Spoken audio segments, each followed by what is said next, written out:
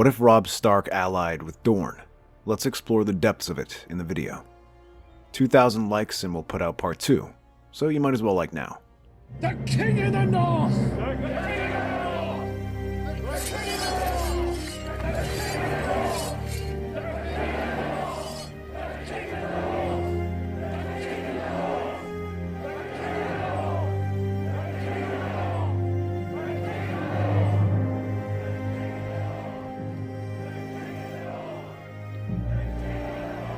As the words echo across the halls of Riverrun, all men know the full implication of this declaration.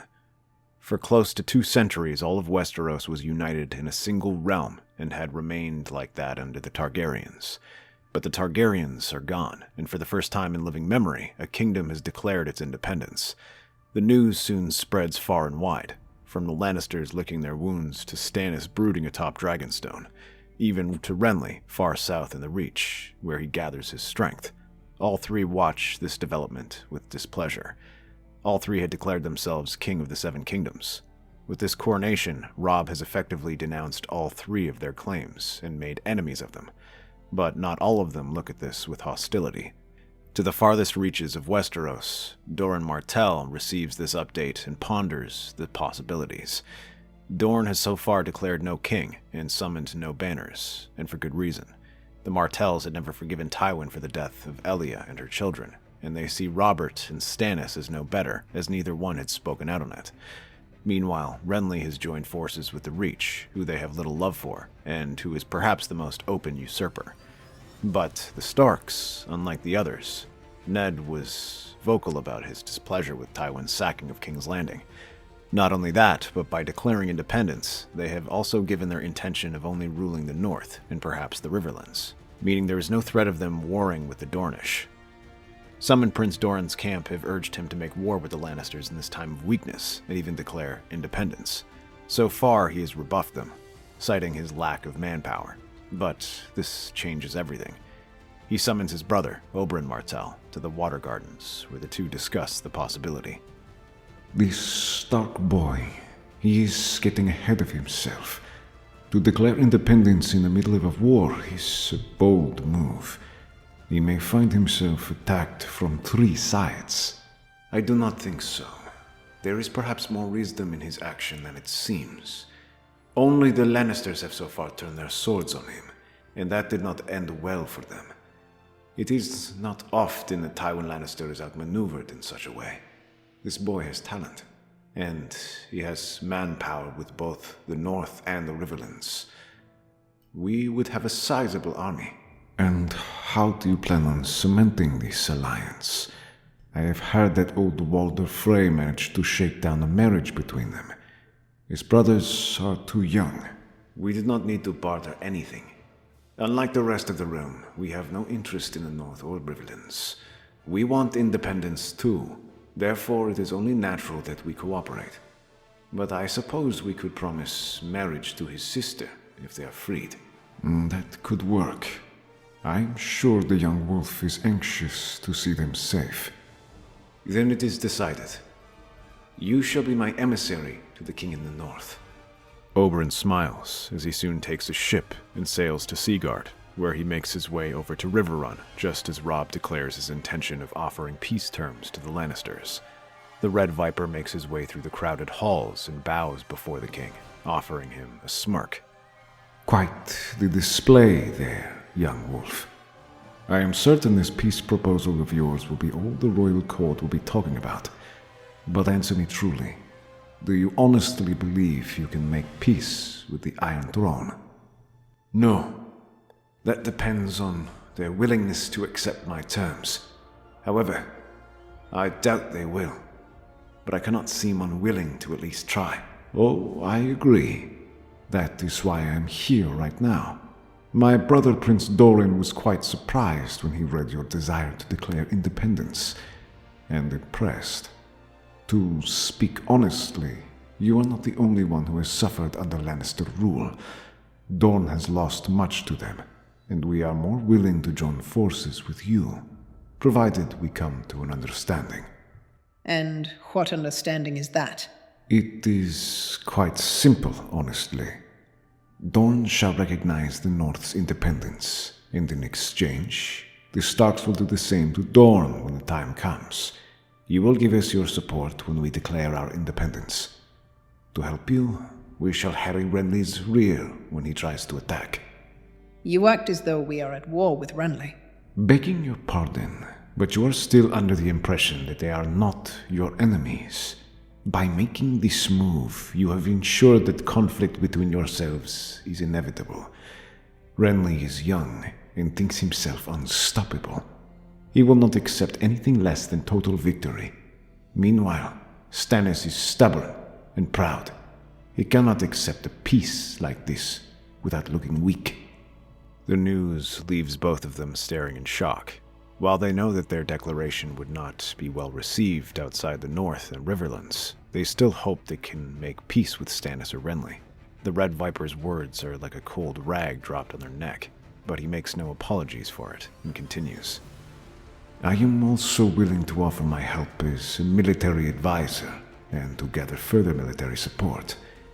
Aside from Dorne, my brother has close ties with Norvos and Tyrosh, who could be persuaded to send gold and sellswords if the need arises. The opportunity is too good to pass up, but still, Robb and Catelyn are reluctant to accept, so Oberyn continues to speak of their war effort, trying to make them see. At the moment, they hold a tremendous advantage, as the Lannisters' attention is divided, and neither Baratheon is ready to make a move. Robb must seize this opportunity.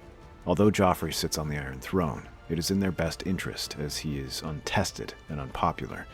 The only figure who truly matters is Lord Tywin, and he is trapped in the Riverlands. They must act on it quickly, and go on the offensive and seize it, as if they destroy Tywin, they could very well knock the Lannisters out of the war. Meanwhile, this will allow them to focus their attention on Renly before eventually surrounding and crushing Stannis. But when Robb suggests mobilizing the Dornish army, Oberyn smiles and says that for the moment, they shall continue acting as if they are neutral to see what opportunities come their way, but will instead provide them with sellswords. The Dornish are not like you Northmen. We are not wolves who howl and pounce upon their foes. We are vipers, it is said. We wait for the best moment to strike. But I shall remain here as a reminder that Dorne has not forgotten its debts. You would have us win with treachery. That is the way of the Lannisters. Ah, so there is the famed Stark honor. I respect that, young one. You lost your father to treachery. Your sisters were taken from you through treachery. So, is it not fair that given the chance, you take them back through some treachery? Catelyn bites her lip as she considers this offer, but then she thinks about her girls in King's Landing and how much she desperately wants to get them back, no matter the cost. Oberyn sees that look and smiles, knowing he has them. He chooses to remain in Riverrun under close watch. His mere presence is kept a close secret to prevent the Lannisters from learning of their alliance. Doran secretly begins sending letters out to the free cities of Norvos and Tyrosh, who have some relationships with Sunspear. He calls in favors, asking for gold, sellswords, and ships. Oberyn still has connections to the various sellsword companies he's worked with, while Doran reaches out to the archons and merchants of Tyrosh, reminding them of the Iron Throne's debts and suggesting that Dorne and the North might be willing to pay their share of the realm's debts. This is an intriguing prospect, and they begin to secretly send their support to Dorne and the Riverlands, where Oberyn raises his army. With the alliance cemented, Robb Stark wastes no time leading his northern host. He cannot ignore the threat that the new Westerland army poses and launches a daring raid into the west to try and cause some chaos. His swift-moving cavalry harass Lannister support lines, while the river lords under Edmure Tully begin to regain their strength. Though he dispersed them to defend their homes, he now pulls them back to fight. Oberyn's words about the coming offense is enough to spur them on. For the people of the Riverlands, who expected the full brunt of the Lannister offensive, the chance for revenge is exciting, and they secretly begin gathering strength in Riverrun. Tywin remains in Harrenhal, wary of abandoning his position, as he can easily move to King's Landing and Castle Rock, depending on their need. Robb's intent becomes clear, to draw the line into the open. However, Tywin refuses to take the bait, allowing the Stark forces to wreak havoc while fortifying his position. Seeing this effort is failing, Robb orders Roose Bolton to pressure Tywin to try and force him out. With a bold stroke, Robb orders them to attack Harrenhal, cutting off Tywin's support lines and trying to surround him. He begins to make probing strikes across the Red Fork, forcing Tywin to focus his energy to defend against these attacks. It is a distraction that prevents him from focusing on anything else. As that happens, sellswords begin to arrive in Maidenpool under the guise of being merchants and travelers. Tywin Lannister, for all his cutting, is now trapped. Meanwhile, in the south, Stannis lands on Storm's End and begins to lay siege to it, prompting Renly to finally take action. He had been leisurely making his way across the Reach, happy to drag his feet and starve the Lannisters into submission. But this siege forces him to act, and Renly speeds on ahead to break the siege. As this happens, Doran Martell, seeing the moment to act, calls his banners. His forces begin mobilizing near the Boneway, a clear threat to Renly Baratheon's southern flank as he advances into the Stormlands. This is their way to prove their loyalty to the Lannisters, and it pays off. The Lannisters are in desperate need of support and accept this aid, thanking them. And with the threat of the North growing, they must consider sending the Lannister children to safety. Doran takes it a step further and offers a marriage alliance for Myrcella Baratheon to marry Tristan. As soon as Myrcella reaches Sunspear, Robb Stark launches his full-scale assault on Harrenhal. Roose Bolton buys off the brave companions, who secretly allows them to take a foothold further east, while his main thrust comes from the west.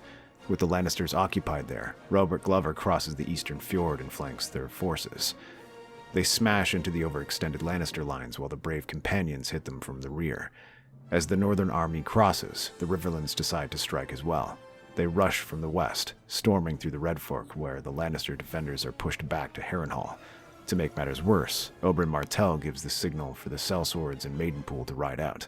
The Lannister army is now surrounded, caught between three advancing forces, and outnumbered. Tywin does not surrender and instead hunkers down. He orders desperate sorties to break the siege, hoping to carve an escape route south. Again and again, his knights ride forth, but each charge is met with an impenetrable wall of pikes, spears, and northern steel. Only one man finds success, Sir Gregor Clegane, the Mountain. His brutal counterattacks temporarily push back the Riverlands and make them bleed from the ground they take.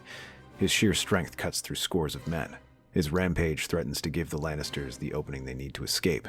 But then, Doran Martell sees his moment, and he's been waiting for it. Riding with a retinue of sellswords, Oberyn rushes to meet Gregor Clegane in open combat. He lowers his lance and cuts down Gregor's horse underneath him, before whirling around to strike him again. But Gregor fights off his charges. The Red Viper dismounts and faces him head-on. The Mountain roars and rushes at him, swinging his massive greatsword around to try and take his head. But for once, he finds a foe he simply cannot muscle through as the Dornishman slides around, dancing and slithering from every attack. Oberyn's speed and precision against the Mountain's overwhelming strength is working. His spear lashes out, stabbing and probing at his armor. He manages to score some minor wounds against him. But that is all he needs. As the Mountain begins to slow, he goes on the offensive and drives his spear into Sir Gregor's armpit. The Mountain falls. As Oberyn moves to taunt his fallen enemy, raising his arms in victory, the northern soldiers grab him and pull him back, dragging him away before he can risk his life with arrogance. This war is not over, but it is for him. With the Mountain dead, Tywin's forces begin to break. The men of the Westerlands, exhausted and leaderless, falter. Some attempt to flee, others throw down their swords and surrender. When the Northmen attack again, the Lannisters begin to relent, and men manage to scale the ruined walls of Harrenhal, gaining footholds and driving the Lannisters back. The household and small folk taken captive waste no time in turning against their captors, opening the gates for the Northmen.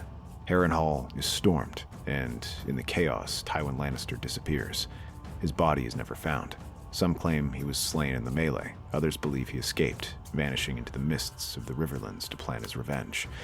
With the Lannister army shattered, the North and Riverlands hold the greatest fortress in the land.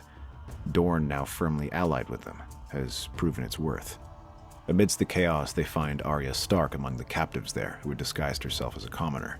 The tides of war have turned. The war in the Riverlands is now decided, and Doran decides to turn his attention to Renly. With their victory in Harrenhal, Catelyn is only now sent out to negotiate with the Lannisters and Baratheons. The terms are simple. Stark independence is recognized along with Dorne. Despite their difficult position, Cersei refuses to accept this, as does Renly or Stannis. But it at least gives them a just cause to act. Doran orders an attack into the Reach to pressure Renly just as his forces begin to reach Stannis and Storm's End. This attack proves to be highly successful, as most of the Reach is now undefended, as most of their men are with Renly or waiting in Bitterbridge. The men with Mace Tyrell prepare to move out, but Oberyn gathers his sellswords from the Riverlands and moves southwest to threaten the Reach from the north. The Tyrells are now caught in a pincer. Renly's forces in Bitterbridge are thrown into chaos as many men desert to return home to defend their people. The rest are simply paralyzed as their lords struggle to maintain order. Meanwhile, those who leave with Renly to Storm's End soon go over to Stannis once the younger Baratheon is killed, but he cannot simply march on King's Landing. With their homes discreetly threatened, the men are unwilling to march north and instead urge Stannis to help them first. Although he is furious at this delay, he cannot bring himself to refuse and instead turns his army south. But things are not entirely going the Starks' way either, as during the chaos, Robb sent Theon back to Pike to deal with the Ironborn and win them over to their side. But rather than join them, the Ironborn instead attacked the north, seizing several critical castles, including Winterfell. Robb must instead take the bulk of the Northmen home to help liberate their homeland, putting himself in a similar position as Stannis. However, he has enough men under the command of the Blackfish to join Doran Martell. But with their victory now assured, Roose sends orders to Ramsay only to cooperate with the Northmen and cause no trouble. So Winterfell is retaken without too much of a fight, as Theon is taken captive and stands before the young wolf. Robb walks slowly toward Theon, eyes sharp with pain and regret. The room is quiet, too quiet. The only sound is the crackling hearth and the wind whistling through broken stone. Is that what you wanted, Theon? Winterfell in ruin? My brother's gone. My people slaughtered. Theon lifts his head. His face is gaunt, smeared with ash and regret. His eyes tremble. He tries to smirk, but can't muster it and fails. I didn't mean for it to go this far. I wanted to matter. Robb steps closer to Theon, snarling at him. You mattered. You were my brother. My father raised you as one of us. You rode beside me, broke bread with us, laughed with us, and this is how you repay us. What would father think? I was never truly one of you, Robb. You know that. Every time your mother looked at me, I saw it. Every time someone called me Greyjoy instead of Stark, I felt it. So you burned our home? Betrayed my brothers? Killed the men who served you loyally? Theon drops his head, breath hitching. I didn't kill Bran and Rickon. I couldn't. I let fear drive me. I don't even know who I am anymore. Silence falls. Robb's breath heaves, his face torn between fury and sorrow. He takes a step back, blinking hard. Greywind growls low behind him. You were my brother, Theon, and I loved you. Theon looks up, and tears fall. Not for mercy. He knows there will be none, but for what was lost. I loved you too, Robb. That's what makes it worse. You'll answer for what you've done.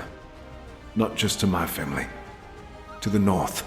Snow crunched beneath heavy boots. The courtyard of Winterfell stood still, its stone walls silent witnesses. Robb Stark stepped forward, cloaked in black, ice in his hands, his father's sword, now his burden. Theon Greyjoy knelt before him, stripped of armor, wrists bound. His face was pale, his lips trembling, not with fear, but with the cold weight of memory. You remember this place? Robb asked quietly. We sparred here. We grew up here. You laughed beside my brothers here. Theon's voice was hoarse. I never stopped wanting to be one of you. You were, Robb said, eyes hardening. And you burned it all. Around them, Stark men stood still.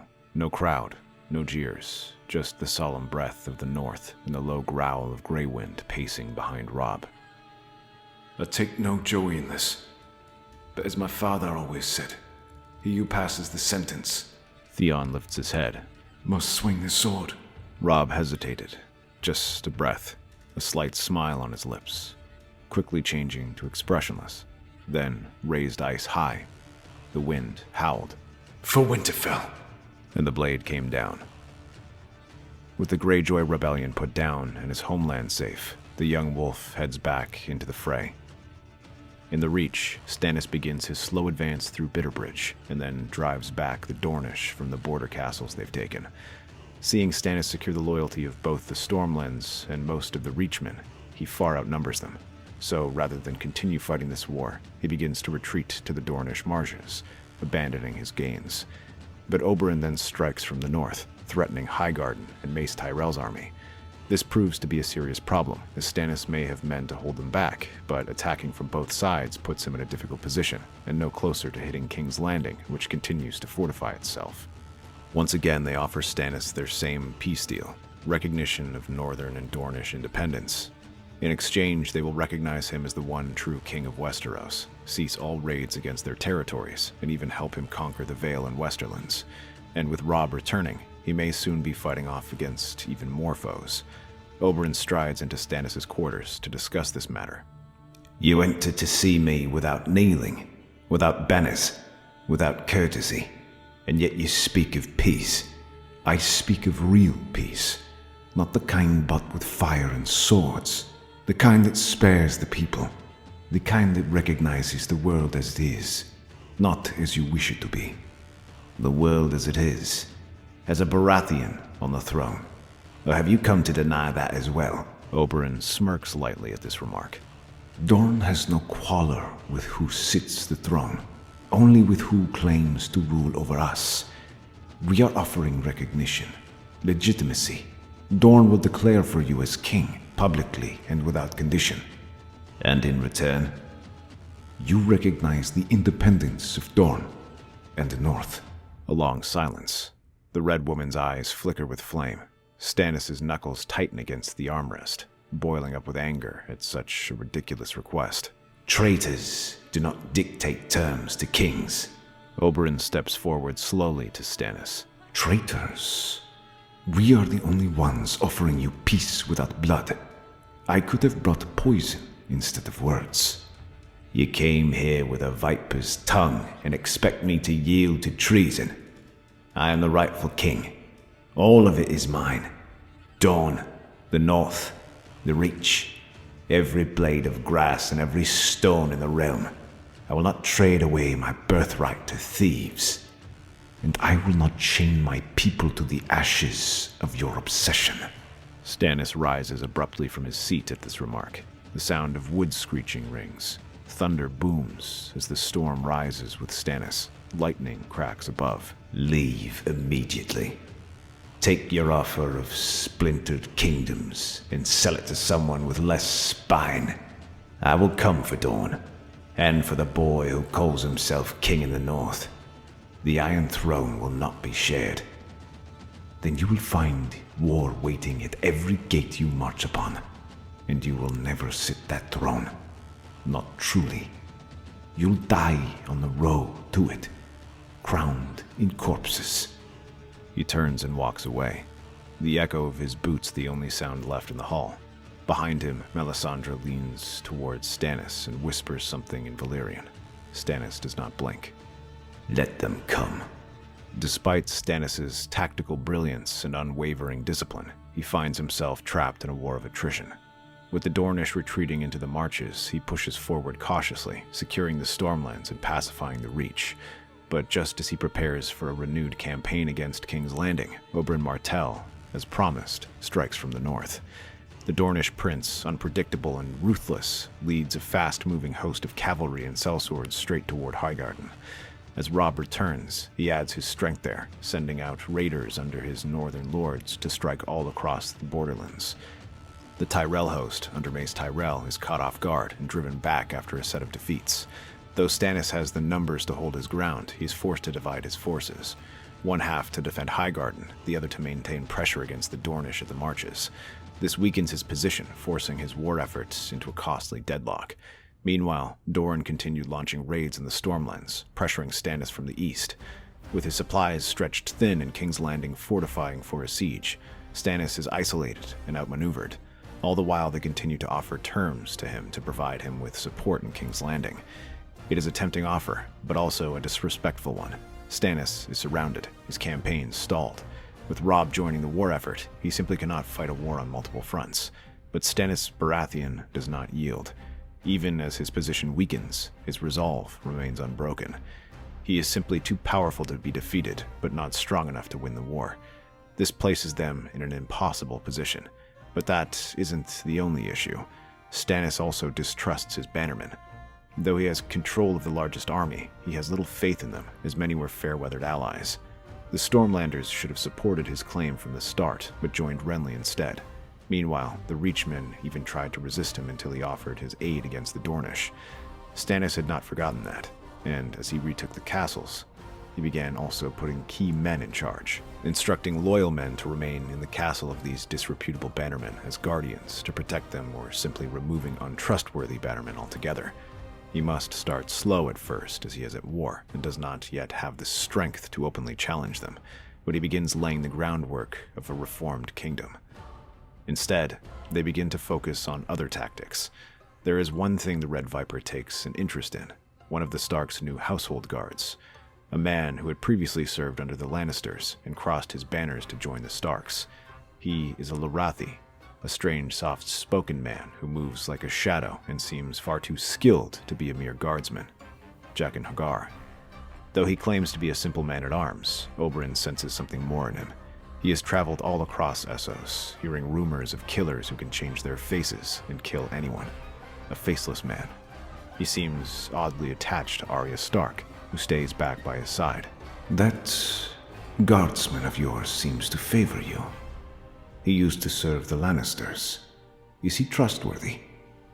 Why are you asking me? Shouldn't you ask him? I ask because you were a prisoner in Harrenhal. Well, he served there. So I am curious about whether or not he helped you in any way. I don't know. He is not one of us, this I know. He is something else, and he can be useful in the war effort if you use him properly. What do you mean? He says he is a faceless man. If we cannot break Stannis Baratheon, then we must unmake him. Arya hesitates. Despite everything, she knows Stannis is not like Joffrey or Tywin. Yet the war must end, and the North cannot afford another decade of suffering. Later, she finds Jaqen standing by the walls and whispers a name to his ear. Stannis Baratheon. A name is given, and a man will do what must be done. The night is dark, and the fires at Stannis' war camp burn low. Though his army holds firm against the Dornish and the Northmen, their morale is fraying. They whisper of the hopelessness of their campaign, the Red God's will, of omens that Melisandre sees in her flames. Deep in his command tent, Stannis reads dispatches by candlelight, his face hard as iron. He does not waver. He does not break. And then, Jaqen H'ghar arrives. Disguised as one of Stannis' trusted guards, he moves like a ghost. He has already made his preparations, poison carefully placed in the king's wine, the smallest cut in a saddle strap to ensure an accident should it be needed. Yet the Lord of Light watches over his champion. Melisandre senses the danger. With a whisper of High Valyrian, Melisandre summons her greatest weapon, a shadow assassin, its form stretching from her body, its face shaped in the image of Stannis himself. It lunges for Jaqen, its claw-like fingers reaching for his throat. Jaqen does not flee. He dodges the attack, fleeing over towards one of the tents where the assassin makes his way inside, but Jaqen seizes a torch and thrusts at it. The shadow creature hisses and backs away. Jaqen lunges at the creature and drives the torch into its chest. He pushes it against it as the shadow shudders and begins to disappear. The shadow flickers, then collapses, melting into the ground. Melisandre gasps, her power severed. Before she can call for aid, Jaqen is already moving away and finishes adding the poison to his wine. Melisandre gets rid of it, but doesn't notice the saddle strap. By the next morning, Stannis is dead. At dawn, the camp is in chaos. Stannis has fallen from his horse, they say, the saddle strap snapping just at the wrong moment. A tragic accident. Melisandre insists it was an assassin, but her shadowy monster is defeated, and there is no way to prove if anyone was responsible. Shireen Baratheon, barely more than a girl, is left as the rightful heir. The lords of the Narrow Sea, Reach, and Stormlands proclaim her queen, but she lacks the fire of Stannis. The men respect her, but do not follow her the same way, and they must consolidate their rule first. She recalls her father's reforms, and many of the king's men all advise Shireen to continue with them, chief among them Davos. They know this is a war they cannot win, at least not at the moment. Though they still have more troops, they will need time to consolidate it and conquer territories not yet claimed by any side. With the war collapsing around them, she does the unthinkable. She makes peace with her enemies. The terms the North and Dorne presented are accepted, and their independence is recognized. For the first time in 3 centuries, Westeros is not a united kingdom. Robb is recognized as king in the north, Shireen is named Queen of the Storms, and Doran, Prince of the Sands. But what of the Iron Throne? 2,000 likes and we'll put out a part 2. That's our theory. Westeros is a land filled with exciting stories and possibilities, and we love exploring them. If you want to accompany us on this journey across the 7 kingdoms and beyond, then please like, share, and subscribe to our channel.